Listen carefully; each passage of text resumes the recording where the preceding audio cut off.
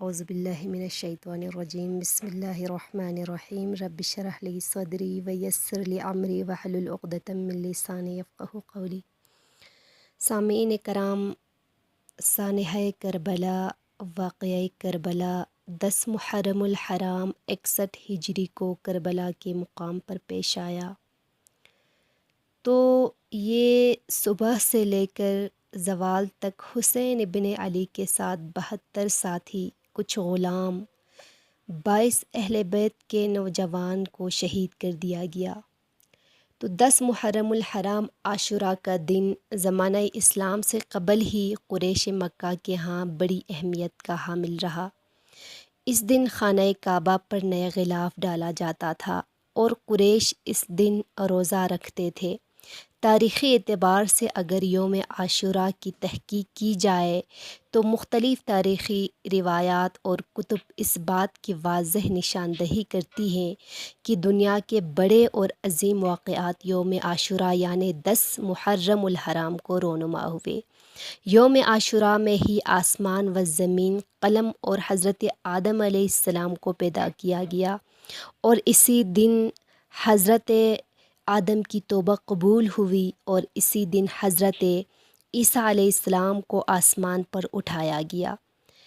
اس دن حضرت نوح علیہ السلام کی کشتی ہولناک سیلاب سے محفوظ ہو کر کوہ جودی پر کھڑا ہوا۔ اسی دن حضرت ابراہیم علیہ السلام کو خلیل اللہ بنایا گیا اور ان پر آگ گلزار ہوئی۔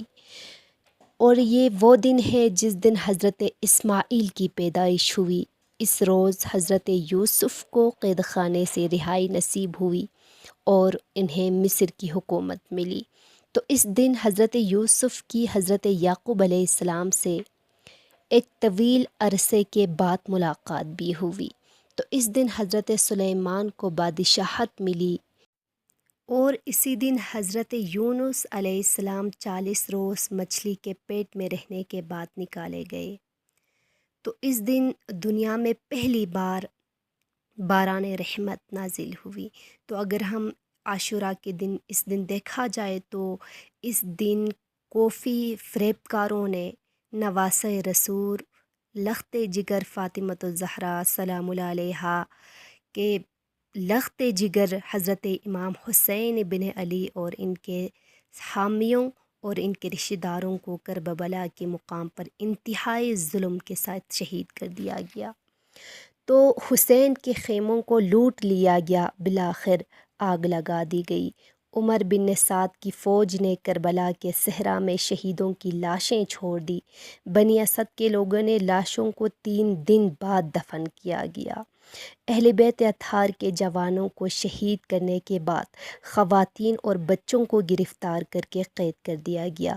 نعوذ باللہ، ظلم کی انتہا دیکھو، ان خواتین اور بچوں کو بازار اور ہجوم والے مقامات سے گزر کر ان کی توہین کی گئی ہے۔ تو یہ وہ عظیم، وہ غم انگیز واقعہ ہے جس نے جاندار اور بے جان کو خون کے آنسو رلایا ہے۔ اس واقعے کا پس منظر رسول اور اولاد رسول کی دشمنی ہے۔ تو کربلا کا یہ واقعہ تاریخ اسلام کا بڑا افسوسناک واقعہ تھا۔ اس واقعے کی خبر اللہ نے حضور پاک صلی اللہ علیہ وآلہ وسلم کو پہلے ہی کر دی تھی۔ حضور پاک صلی اللہ علیہ وآلہ وسلم نے اپنے زوجہ حضرت ام سلمہ رضی اللہ عنہا کو ایک شیشی میں کچھ مٹی دے کر فرمایا تھا کہ یہ اس جگہ کی مٹی ہے جہاں میرے نواسے کو شہید کیا جائے گا۔ جب وہ شہید ہوگا تو یہ مٹی خون کی طرح سرخ ہو جائے گی۔ اسلامی تاریخ کو کسی اور واقعے نے اس قدر متاثر نہیں کیا جیسا کہ سانحہ کربلا میں کیا ہو۔ تو ابن زیاد کے حکم پر امام حسین اور آپ کے ساتھیوں پر پانی بند کر دیا گیا۔ اہل بیت اطہار کے پاس تھوڑا سا پانی مشکیزوں میں موجود تھا، 7ویں محرم تک وہ بھی ختم ہوا۔ تو شدید گرمی کے موسم میں پیاس کے باعث سب بے چین تھے، خاص طور پر بچوں کی حالات دیکھی نہیں جاتی تھی۔ تو تاریخ بیان کرتے ہیں جب حضرت امام حسین علیہ السلام کا سر مبارک عبید اللہ بن زیاد کے سامنے پیش کیا گیا تو اس نے چھری آپ کے ہونٹوں پر لگائی۔ حضرت زید بن ارقم وہاں پر موجود تھے، تڑپ اٹھے اور فرمایا ان لبوں سے اپنے چھری ہٹا لے، خدا کی قسم میں نے رسول کو ان لبوں پر بوسہ دیتے ہوئے دیکھا ہے۔ سبحان اللہ کہ اگر ہم تاریخی واقعہ کربلا کو دیکھیں تو ظلم کی انتہا ہوئی۔